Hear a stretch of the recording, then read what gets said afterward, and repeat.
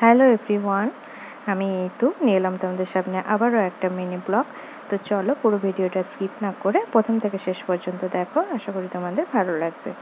তো চলো প্রথমেই আজকে দেখিয়ে দিই আমার লাঞ্চ মেনুতে আজকে কি কি হচ্ছে। তো প্রথমেই দেখতে পেলে কাঁচকলা এখানে চাকা চাকা করে কেটে রেখেছি, ভাজা হবে। আর এখানে আলু কেটে রেখেছি, এটা হচ্ছে সোয়াবিন করব, আজকে সোয়াবিনের তরকারি করব।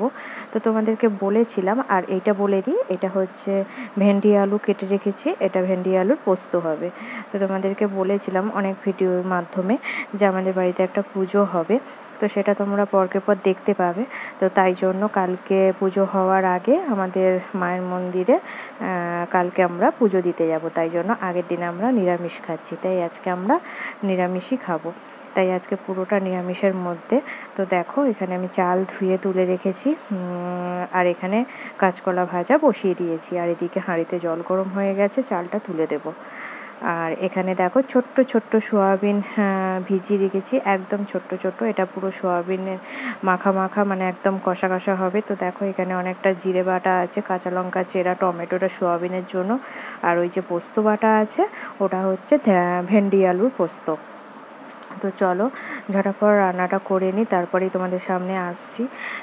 তো আমাদের মায়ের মন্দিরে যাব বলে, তাই জন্যই আমরা আগের দিন নিরামিষ খেতে হয়, তাই জন্য আমরা আজকে পুরোটাই নিরামিষ হয়েছে।